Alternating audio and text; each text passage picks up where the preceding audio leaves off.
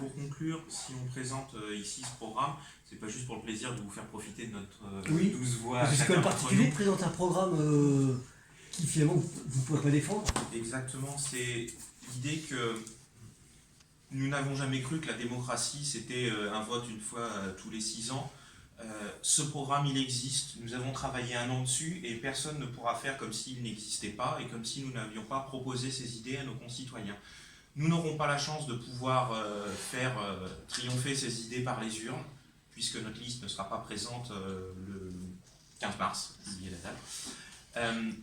Néanmoins, nous continuerons à défendre ces idées, parce que si nous nous sommes battus pour présenter cette liste, c'est parce que nous croyons en ces idées, et ce n'est pas parce que les difficultés matérielles nous empêchent de présenter une liste que nous ne croyons plus en ces idées, et nous comptons bien passer les 6 prochaines années, en attendant le prochain vote, à nous battre pour ces idées. Nous prévenons par avance la future municipalité, quelle qu'elle soit, qu'ils devront malheureusement compter sur nous et que nous continuerons à nous battre pour ces idées. S'ils veulent les reprendre, tant mieux. S'ils ne veulent pas les reprendre, eh bien, nous pousserons, nous ferons tout pour qu'elles passent quand même.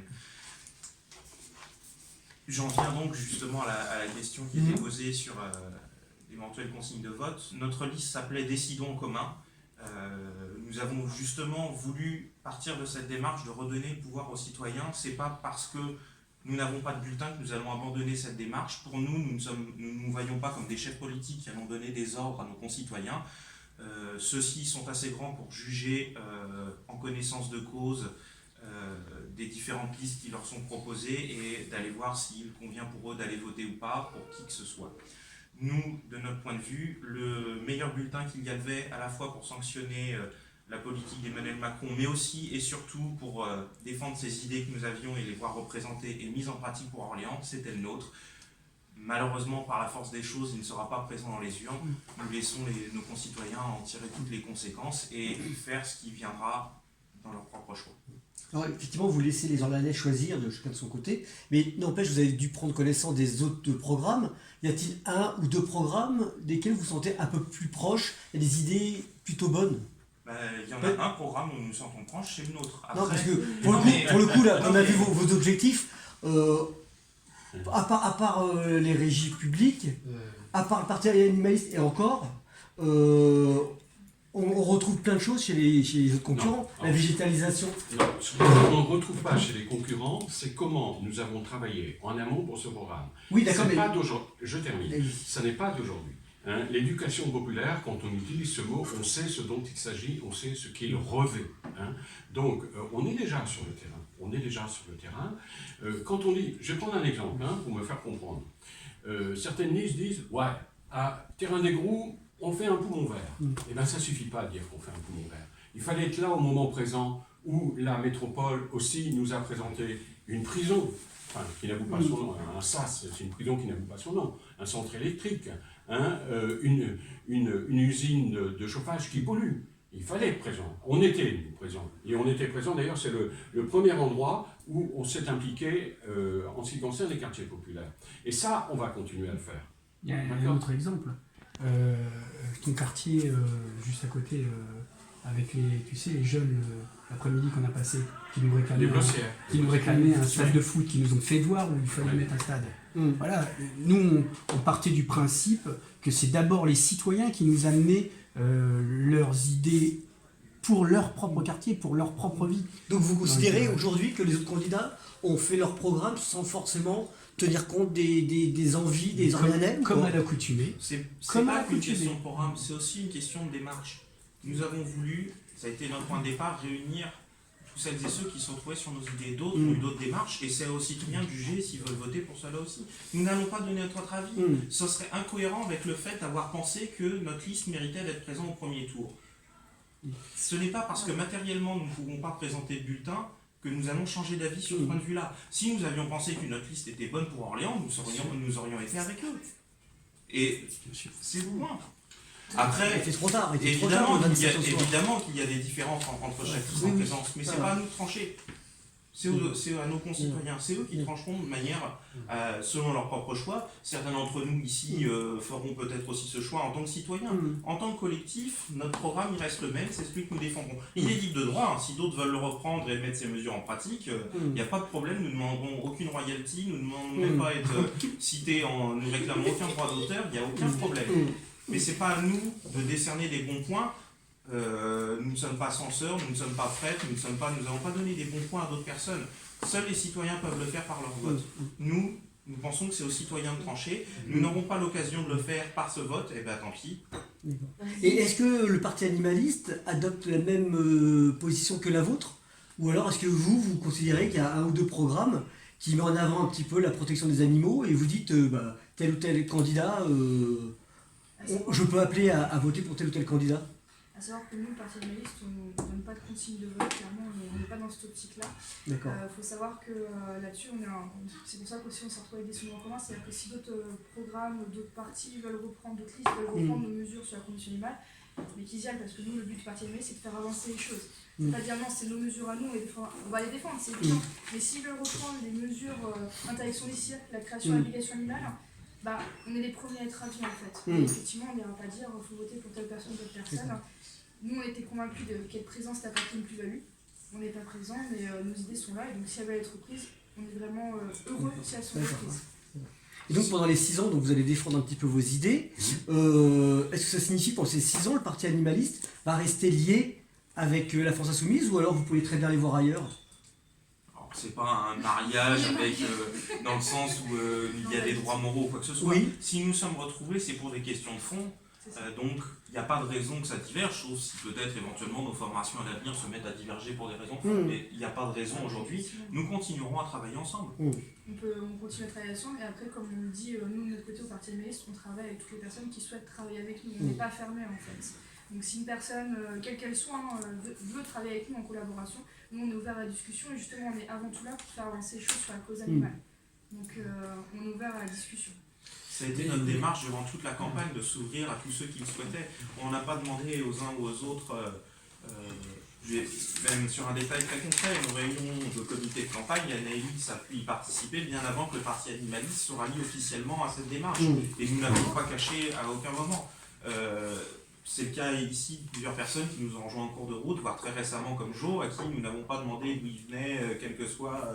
Il est rentré, il a voulu participer, voir comment ça fonctionnait, il s'est assis parmi nous, il nous voit au chapitre comme les autres, il pourra vous en parler si ça l'intéresse. Désolé Joe, je viens de te donner un peu d'éclairage. Je crois que ce qui est important aussi à signaler, c'est qu'à mon avis, par rapport à l'enjeu, si vous voulez, local sur les 6 ans, il y aura d'autres enjeux électoraux d'ici là, évidemment, qui vont être importants. Mais du point de vue de ce qui s'est passé avec Décideurs en commun, et notamment avec le rapprochement des animalistes, etc., c'est aussi un travail d'ancrage sur le territoire. Donc ça, c'est intéressant parce que de ce point de vue-là, il y a un site participatif, il y a des outils, si vous voulez, politiques, qui sont mis en place. Et donc, effectivement, le travail, c'est pas un travail du haut vers le bas, on va dire. C'est un travail aussi j'allais dire, un peu de rhizome, de capillarité, si vous voulez, sur les quartiers. Et on sait qu'on va travailler aussi en fonction de cela pendant une certaine, pendant une durée importante. Je pense que c'est important par rapport aussi à ce qui va se décider au niveau du conseil municipal ou de la métropole. Et nous sommes effectivement aussi en capacité de mobiliser aussi les citoyens sur ces enjeux-là. Donc ça, à mon avis, c'est un élément important de ce qui s'est passé pendant plus d'1 an. C'est-à-dire en fait de constituer ces outils. Vous voyez, et ce rapprochement est important parce que on a un spectre, si vous voulez, politique qui est fort, entre l'animal, le vivant, etc., le social. Tout ça, finalement, se rejoint, fait convergence. Et ça peut effectivement être intéressant pour des gens qui sont en particulier dans l'abstention, dans le décrochage démocratique. Il y en a pas mal, notamment dans les quartiers. Et comment vous allez vous y prendre pour faire vivre ce programme pendant 4-5 ans? Est-ce que vous allez occuper le terrain sans cesse? Vous avez, je crois, une feuille de route déjà ou pas?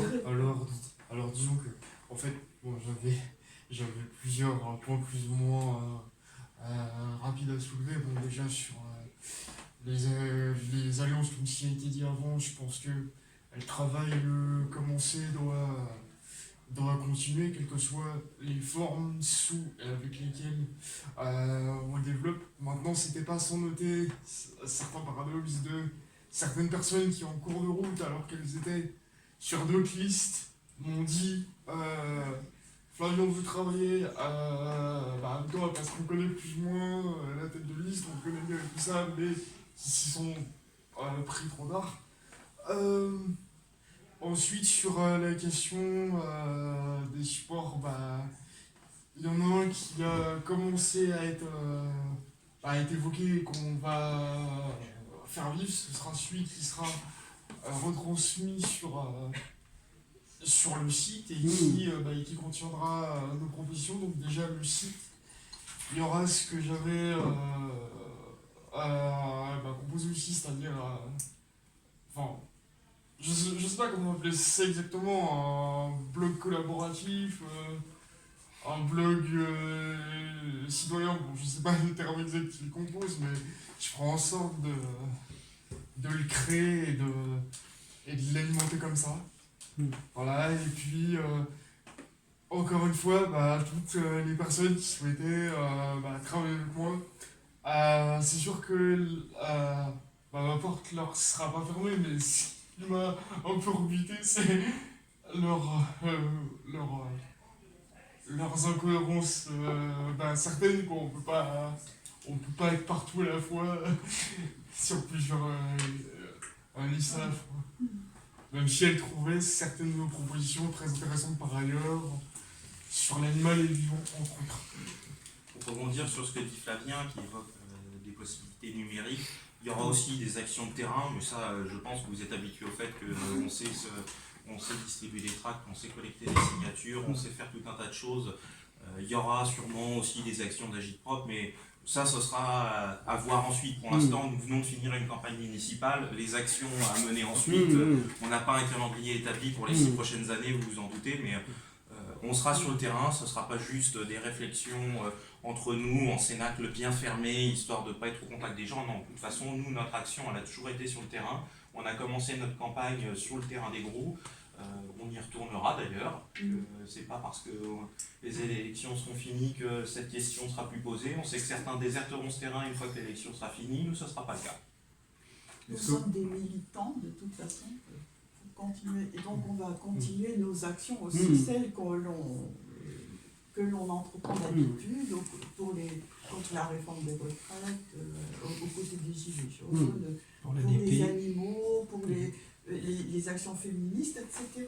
Donc on va continuer comme ça et c'est une manière aussi de parler de notre programme. La campagne est finie, mais on n'est pas prêt de se reposer.